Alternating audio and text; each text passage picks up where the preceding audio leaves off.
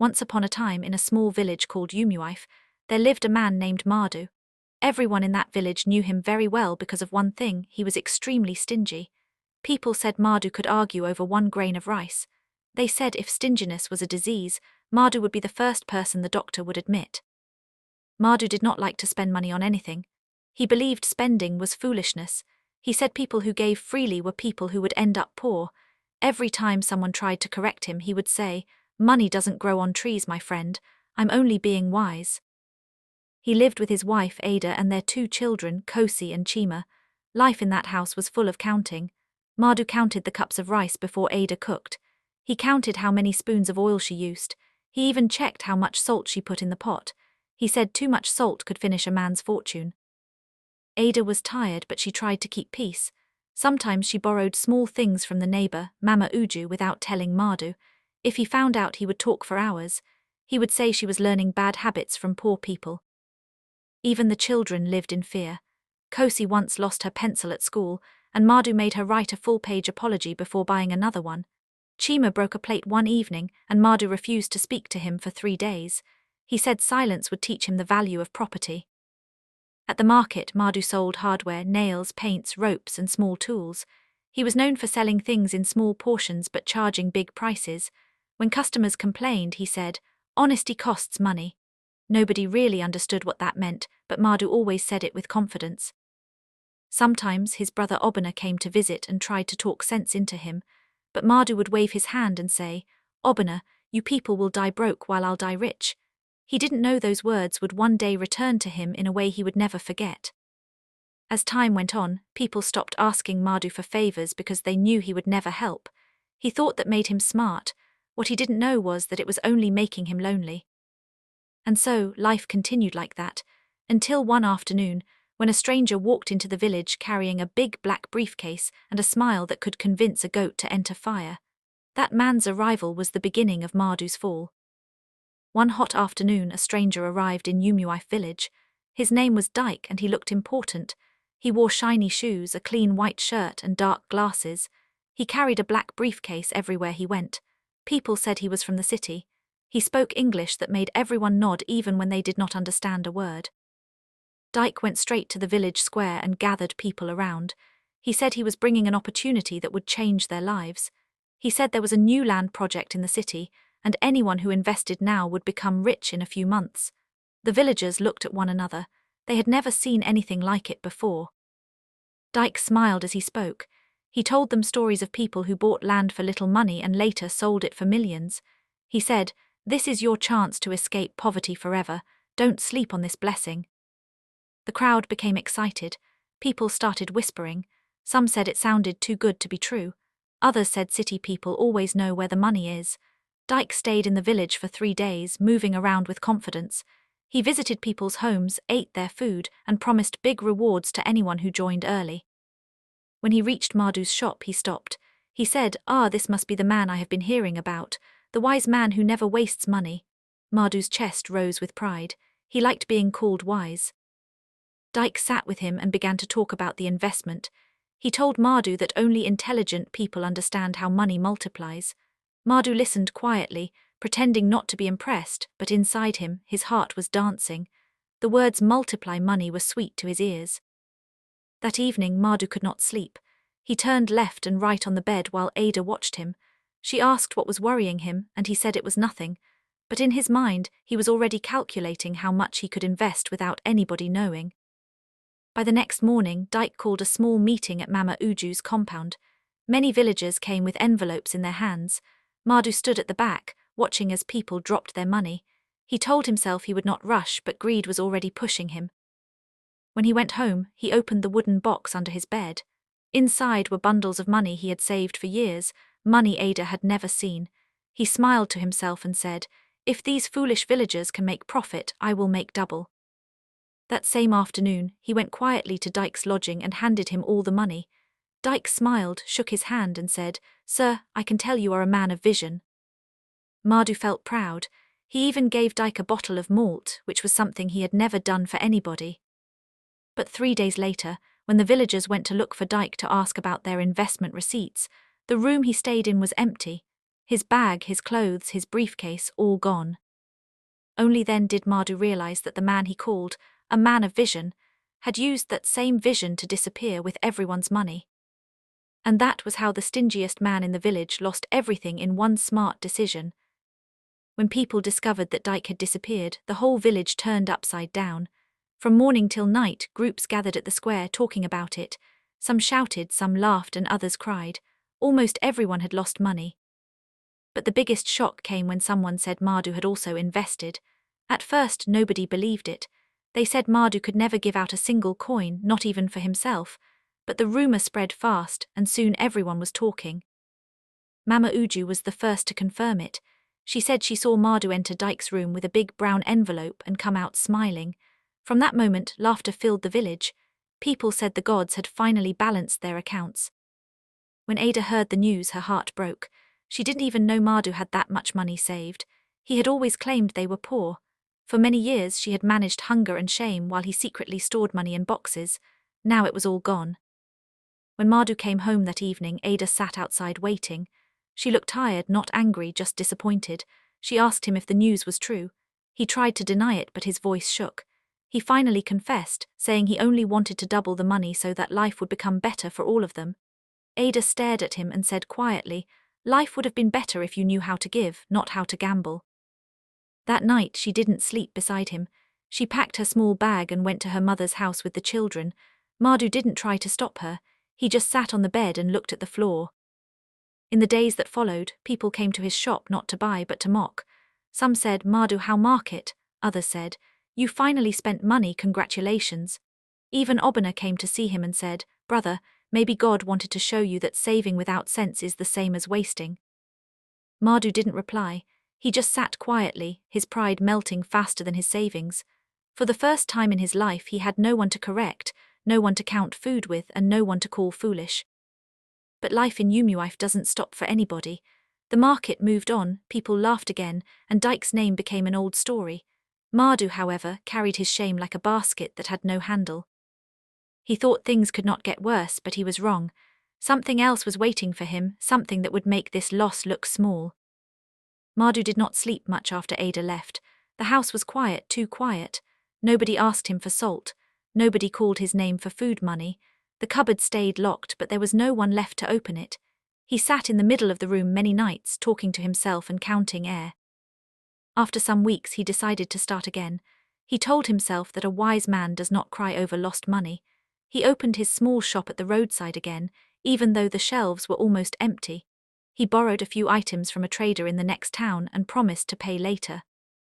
But Madhu had not changed. He still refused to join the traders' association that contributed money every month to help one another in times of trouble.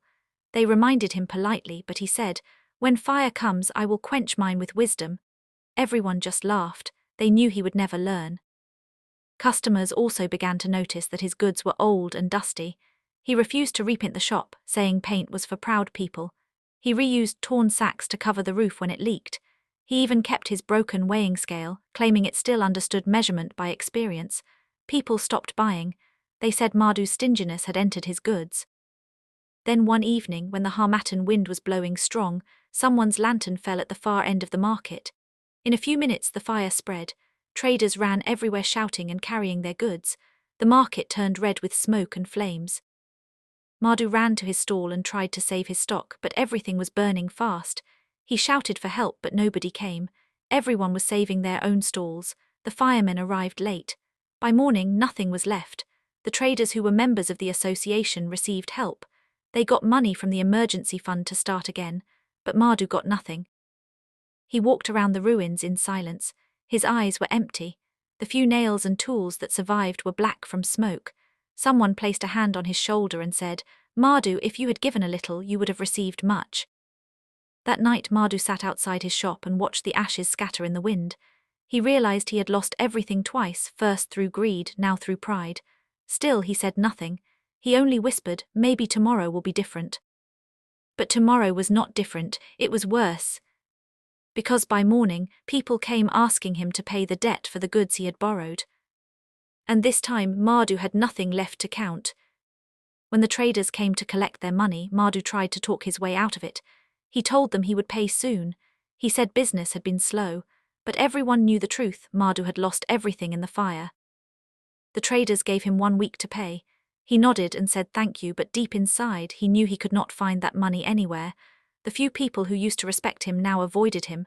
Some whispered when he passed, others laughed quietly. He pretended not to hear, but every word reached him. At night he could not sleep. He sat on a wooden stool in front of his burnt shop, staring at the sky. For the first time Mardu began to feel what hunger really meant. Ada was gone, the children were gone, and even Pride was tired of staying with him. He tried to borrow money from his brother Obana, but Obana shook his head.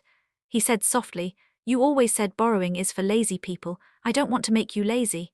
Mardu wanted to be angry, but he had no strength left to fight. He just nodded and left quietly. A few days later, Mama Uju came by with a small bowl of food. She placed it near him without saying much. He wanted to reject it out of pride, but his stomach betrayed him. He ate slowly, embarrassed. After that day, she continued to bring him small food whenever she could. The villagers started saying Mama Uju had pity on him because he was finally tasting his own medicine.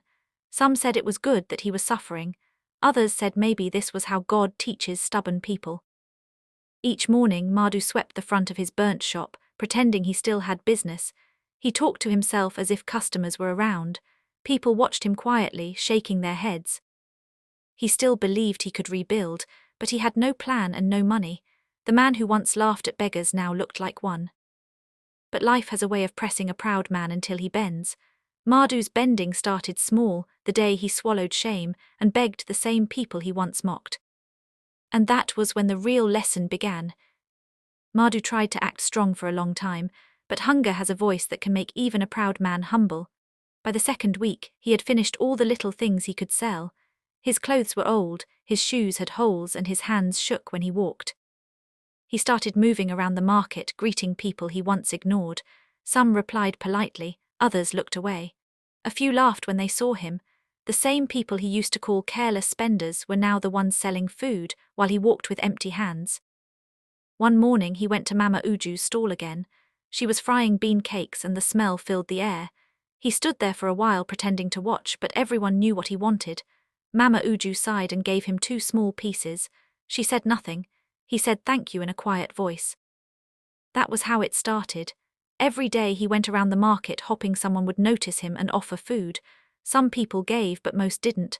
They said, let him learn. He used to say nobody should depend on others. At home, his small room was empty. The cupboard stood open, filled only with dust. The padlock still hung there, but there was nothing left to protect. He sometimes sat and stared at it for hours, thinking about how that padlock had once made him feel powerful. Now it only reminded him of how foolish he had been. One afternoon he tried to visit Ada. He walked all the way to her mother's house, hoping she would pity him. When she saw him, she stood quietly at the doorway. He told her he was sorry, but his voice was weak. She didn't shout. She just said, Mardu, if I give you food now, will you also count the salt in it? He couldn't reply. She turned and went inside. He stood there for a long time before walking back home alone. That evening, the children saw him from afar. They whispered to each other, but they didn't run to him. They were afraid, or maybe they just didn't know how to face him anymore. When he reached his house, he sat outside as the sun went down. He realized he had lost more than money. He had lost trust, respect, and peace. He had spent his life guarding things that could not guard him back. That night, as he lay down on his mat, he said quietly, if I ever get another chance, I will do better. But chances do not wait forever, and Mardu's next one was already coming in a way he didn't expect. Not long after that, Mardu began to fall sick. It started with a small cough, then fever, then weakness that refused to go away. He said it was just tiredness, but everyone could see it was more than that. He still went to the market each morning, trying to sweep the ashes of his burnt shop. Some days he would faint halfway and wake up with people standing around him. A few traders helped him sit up, but most just walked away. They said, when he had strength, he never helped anybody. Let him rest the same way he lived. Mama Uju was the only one who showed small kindness. She told one of the market boys to check on him from time to time. The boy said Mardu hardly ate. He said Mardu sometimes talked to himself, counting imaginary coins in the air. One afternoon, as the sun burned hot, Mardu collapsed again near the well. The people around rushed to him. The same well he once refused to contribute money for was now the place he fell beside. Some people wanted to leave him there, but others said it was not right to abandon a man, no matter his past. They carried him to the small health center at the edge of the village. The nurse there asked who his family was, but nobody knew where Ada lived now. The nurse cleaned him up and gave him some tablets. When she asked him to pay, he brought out his small bag. Inside it were only a few old notes, torn and dirty. She looked at him and said, "Keep your money, use it to buy food when you leave." That evening Obina came to visit. He had heard about his brother's sickness. When he entered the room, Mardu smiled weakly and said, "Obina, I have finally joined the people I used to laugh at." Obina shook his head and said, "Brother, you used your own hands to build this suffering." Mardu closed his eyes. He remembered every time he mocked poor people, every time he refused to help anyone, and every time he made Ada cry over small things. He stayed at the health center for many days. The nurse fed him from her own food sometimes, but she was also busy with other patients. When he felt a little better, he went back home. The house looked smaller, older and colder. That night he looked around and whispered, "If only I had been kind to people, maybe I wouldn't be alone now." He didn't know that the village was already talking about him again, but this time the story was different. People were starting to feel pity, yet some still said, "Let him finish learning. The lesson isn't complete yet." And they were right, the lesson wasn't over, not yet. Mardu's sickness grew worse with time. The small fever that came and went before now refused to leave. His hands shook when he tried to hold anything. His voice became weak. Some days he could not get out of bed. He still tried to pretend everything was fine. When people passed by his compound, he shouted greetings to sound strong. But his body was failing. His face became thin and his clothes hung loosely. The man who once measured rice with a teaspoon could no longer lift a pot. Mama Uju came sometimes to sweep the compound and give him water. She told the women at the market that Mardu's pride had finally finished. They nodded. Some said, "Let him feel what stinginess brings." Others said, if he had helped people he wouldn't be alone now. One morning his brother Obina came again. He looked around the house and said, "Mardu, is this how you are living?" Mardu smiled faintly. "This is how life is paying me back," he said. Obina sat beside him and shook his head. "You know, all these years you called me foolish because I helped people, but look around, the same people I helped now help me back." Mardu nodded slowly. He said, "You were right. I thought wisdom was keeping everything to myself, but I see now that a man who eats alone also suffers alone." After Obina left, Mardu lay on his mat thinking. He remembered Ada and the children. He remembered how he used to complain about soap, pepper and oil. He remembered how Ada cried when she was tired of begging for small things. Each memory felt like a stone on his chest. That evening, Mama Uju sent one of her boys to bring him porridge. He tried to eat but couldn't finish it. His body was weak but his mind was busy. For the first time in his life he started praying. He said quietly, "God, if you can give me one more chance, I will not waste it. I will feed people. I will share." The next morning he forced himself to sit outside. He watched people going to the market. He saw the children laughing. He wanted to call someone to greet him, but everyone was busy. No one stopped. That was when he realized something. Life continues with or without you. All the money he once saved, all the things he once guarded, meant nothing now. That night he didn't sleep much. He kept turning, talking to himself. He said, "If I die now, who will even notice?" And for the first time Mardu felt real fear, not of hunger, not of shame, but of being forgotten completely. News travels fast in a village, especially when it is about someone everyone once talked about. One afternoon a trader from Umuife came to Ada's market in the next village. She told her that Mardu was sick and living alone. Ada froze for a moment. She didn't say anything. She just kept arranging her tomatoes. The trader said, "People say he can hardly walk now. Some even say he talks to himself. Mama Uju is the only one checking on him." Then the woman added, "I pity him small. The proud tree has finally fallen." That night Ada could not sleep. She lay beside her mother, staring at the ceiling. Mama Enkeche noticed and asked, "Are you thinking about that man again?" Ada nodded. Her mother sighed. "Ada, you suffered in that house. You begged for salt like a stranger. Don't let pity blind you." But Ada's heart was heavy. No matter how bad things had been, she still remembered the early days before stinginess became his second name. She remembered when he used to make her laugh. She remembered how excited he was when their first child was born. Those memories refused to leave. The next morning, Ada woke up early and told her mother she wanted to go to Umuife to see him. Mama Enkechai shook her head and said, "If you go, go with sense, don't go to cry over old mistakes." Ada nodded quietly. When she reached Mardu's house, she found him sitting outside on a wooden stool. He looked smaller than she remembered. His skin was pale, his clothes loose and his eyes far away. When he saw her, he struggled to stand but couldn't. "Ada," he said weakly, "you came." She didn't know what to say, she just looked at him. After a while she said softly, "You look sick, Mardu." He smiled faintly. "I've been sick for a long time," he said. "Even before this fever, I was sick in my mind but I didn't know it." She felt tears in her eyes but held them back. She helped him sit properly and cleaned the small table in front of him. He tried to apologize but his words were broken. He said, "I wanted to make life better. I thought saving everything would protect us. I didn't know I was building a prison." Ada sat quietly. She didn't say she forgave him and she didn't say she didn't, but she stayed with him for a while, cooking small food and sweeping the room. When she left that evening, Mardu followed her with his eyes until she disappeared down the road. He felt small peace for the first time in years. That night he lay down and whispered to himself, "Even if I die now, at least she came." But Ada's visit also brought whispers. By the next morning the whole village was talking. Some said she was foolish to go. Others said she was a good woman with a clean heart. But one thing everyone agreed on was that the stingiest man in Umuife was finally becoming human again. After Ada's first visit, something in Mardu began to change. He woke up the next morning with small strength and a clearer mind. For the first time in years, he wanted to talk to people, not to argue, not to boast, but to make peace. He started by going to the market slowly with a walking stick. People looked at him with surprise. Some thought he had come to beg again, but Mardu greeted everyone calmly. He went from stall to stall, telling people he was sorry for the way he used to treat them. At first they didn't believe he was serious. They thought it was another trick.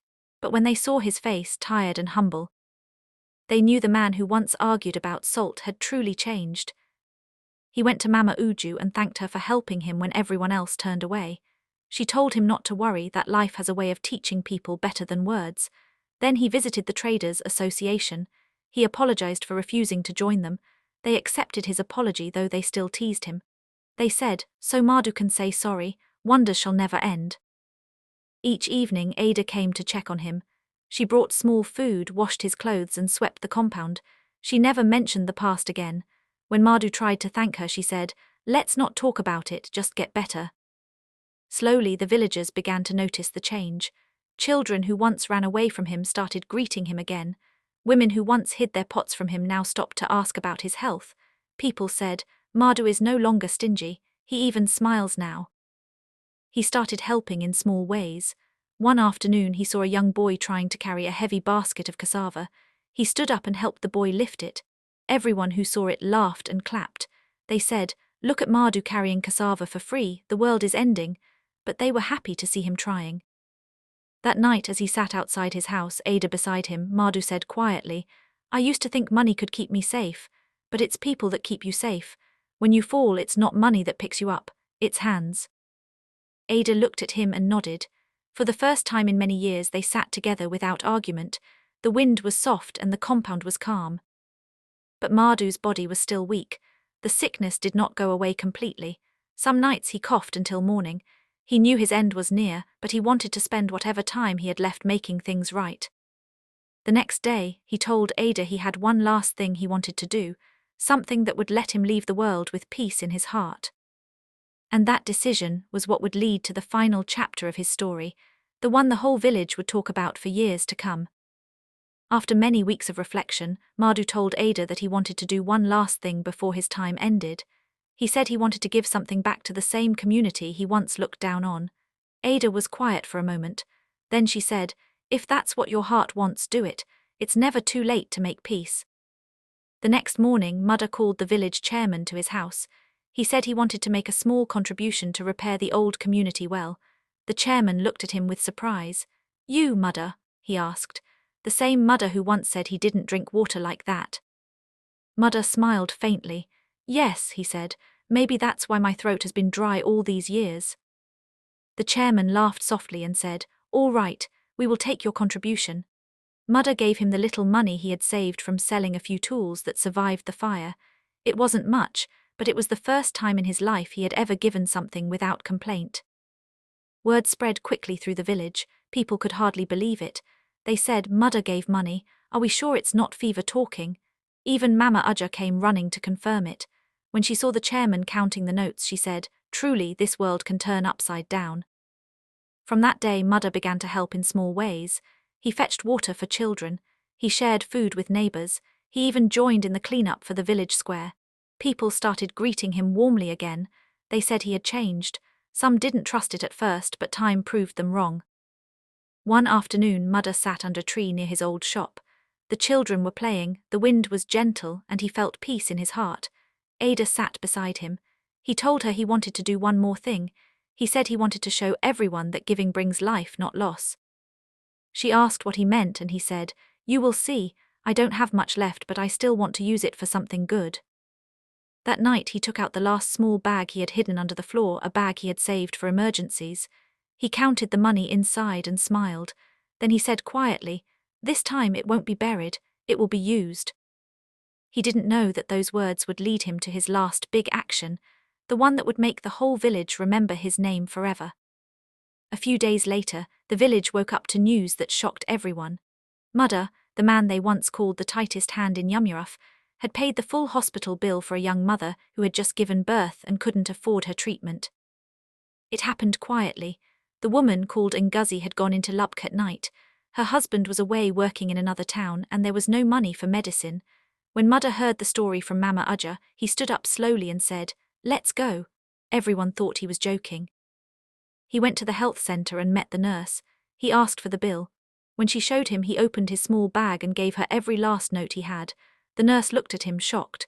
She said, "Mudda, are you sure?" He nodded and said, "Yes, I once kept money and lost everything. This time I want to spend it and gain peace."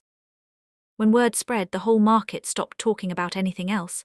The same people who used to laugh at him now spoke his name with respect. Some said, "If Mudda can change, then there's hope for everybody." Others said, "Maybe his sickness opened his eyes." Ada came to see him later that day. He was sitting outside looking tired but calm. She said, "I heard what you did. The whole village is talking." He smiled weakly and said, "For the first time, people are talking about me for the right reason." She nodded and said, "I'm proud of you." That night, Mudda couldn't sleep. He kept thinking about how different it felt to give. He remembered how heavy his chest always felt when he used to guard his money. Now that he had nothing left, his heart finally felt light. The next morning, some of the villagers came to thank him. They said they would visit him later to cook for him and help around his house. He smiled and told them not to bother, but deep down he was touched. He sat quietly that evening, watching children run past his compound. For the first time he saw life clearly, not in money, but in people. He didn't know it yet, but that small act of kindness had already changed how the village would remember him, and it would be the last great thing he did before his time came to an end. After that day at the health center, Mudda became weaker. The fever that had calmed before returned quietly and refused to go away. He tried to ignore it, but his body was tired. Even standing up became hard. The villagers, however, did not leave him alone this time.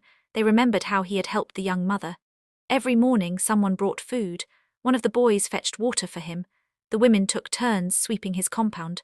For the first time in his life, people were giving back to him, and it was not because he had money, but because he had changed.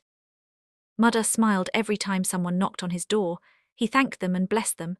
Mama Ujja came one afternoon with soup and said, "You see, Mudda, giving did not kill you, it saved you." He laughed softly and said, "Yes, I wish I had learned that lesson earlier."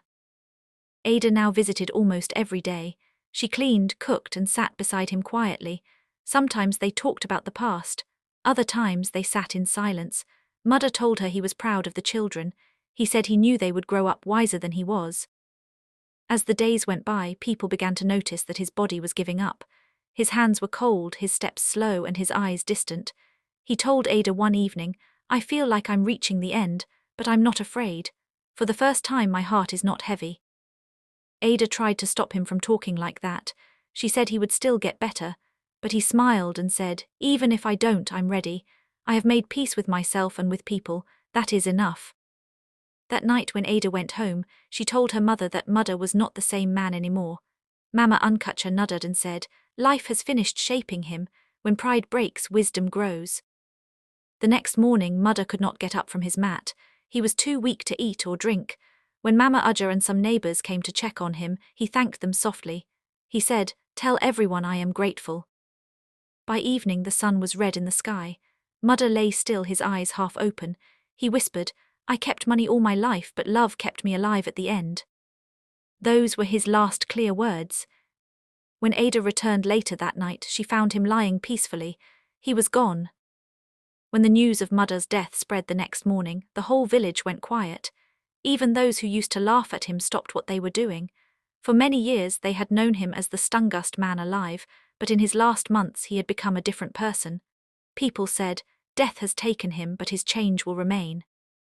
The nurse from the health center told the villagers that Mudder's sickness was caused by a long, untreated stomach ulcer. She said it started small but grew worse because he refused to spend money on proper treatment when it first began. He had always used cheap herbs and half doses of medicine. The illness got stronger each time he ignored it, and by the time he finally went to the clinic, it had already damaged him inside. The villagers shook their heads. They said even his sickness came from stinginess. That day the men gathered to prepare his burial. The women cleaned his house. Ada sat quietly at the corner of the compound, wiping her eyes. Mama Enkeche held her hand and said, "He caused you pain, but he left this world with peace. That is something." When they went inside to clear his things, they found an old wooden box under his bed. It was heavy, covered in dust, and locked with a small rusted padlock. Obina broke it open. Everyone expected to find money. Instead, when they lifted the lid, they saw only old papers, dry leaves, and shredded pieces of naira notes eaten by termites. The money Mardu had hidden for years had turned to waste. The villagers stood quietly. Nobody spoke for a while. Then one of the elders said, "He kept money like a prisoner.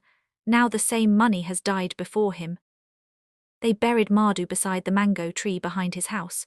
The people came out in large numbers, not because he was rich, but because they had seen his change. The pastor said during the prayer, "He entered this world holding tightly, but he left with open hands." After the burial, the villagers sat under the tree and talked about him. They said his story should be told to the younger ones, to teach them that greed doesn't save anyone. Ada stayed behind after everyone left. She sat near the grave and said softly, "You tried at the end, Mardu. You learned late, but you learned." She placed a small flower on the ground and stood up slowly. As she walked back home, she looked at the village children playing in the dust. They laughed free and loud. She smiled faintly. Somewhere deep inside her, she knew Mardu would have smiled too. After Mardu's burial, his story became a lesson in every corner of Umuife. People talked about him in the market, in the church, and even at night by the fireside. Children heard about him so often that whenever someone refused to share food, they would say, "Don't start behaving like Mardu." The village chairman used his name as an example during meetings. He said, "You all saw what stinginess did to Mardu. Money is good, but people are better. Help one another before life teaches you the same lesson." Everyone nodded. Even the young men who used to laugh at others for giving freely began to change their ways. The market women said they would start contributing small money each month to help anyone who fell into trouble. They called the new fund the Mardu Fund, to remind everyone that giving saves more than saving. Obina visited Ada and told her the village planned to renovate the well in Mardu's name. He said, "They want to write his name on a small board not because he was rich, but because he changed before the end." Ada smiled quietly and said, "He will like that wherever he is." Kosi and Chima also came home from school that weekend. They asked their mother what really happened to their father. Ada told them everything. She said, "Your father was a man who loved money too much, but when life humbled him, he learned that peace is better than profit." The children listened carefully. Chima said, "Then I will never keep things all to myself." Ada smiled and said, "That is the best way to remember him." Weeks passed and Mardu's compound became a peaceful place again. The villagers often stopped there to rest under the mango tree. Some came to think, some came to pray, and some came just to sit quietly. They said the place felt calm, as if Mardu's spirit had found rest at last. Mama Uju once told Ada, "If you had not shown him kindness at the end, he would have died a bitter man." Ada nodded and said, "He only needed someone to remind him that love is not weakness." That night, as the wind blew gently through the trees, the sound of laughter came from the children playing near Mardu's old shop. The place that once carried anger and argument now carried peace. And though he was gone, it felt like his change was still living in the hearts of the people. Many months passed after Mardu's death, but his story refused to fade. The villagers still talked about him as if he were alive. Even strangers who came to Umuife soon heard about the man who learned too late. His name became a quiet reminder that wisdom without kindness is empty. The well he once refused to support was finally repaired. During the opening, the chairman asked Ada and the children to come forward. They placed a small wooden sign beside it. The words were simple: donated in memory of Mardu, a man who learned the value of giving. Everyone clapped softly. Ada stood still for a moment, looking at the clean water flowing. She whispered, "You see, Mardu, this is the water you once refused to pay for. It still flows even now." The villagers began using the well again. Each time they fetched water, they remembered him. Mothers told their children, "This well reminds us that money is not everything." Fathers told their sons, "Don't wait until you lose everything to understand life." Ada went back to her mother's village, but she visited Umuife often. She looked after the children and taught them to be generous. When they asked about their father, she never spoke with anger. She always said, "He made mistakes, but he corrected them before the end." Years later, when Kosi grew up and got married, she built a small food stall beside the road and gave free food to hungry travelers every week. People said she got that heart from her father's last days. The story of Mardu spread beyond the village. Traders told it in markets far away. Pastors used it in sermons. Teachers told it to pupils. Everyone who heard it learned something different, some about greed, some about pride, and some about forgiveness. And so, the man who once locked his food cupboard with a padlock ended up feeding an entire village with his lesson. In the end, Umuife did not remember Mardu for his stinginess. They remembered him for his change. And that was how the stingiest man in the village finally became its greatest lesson.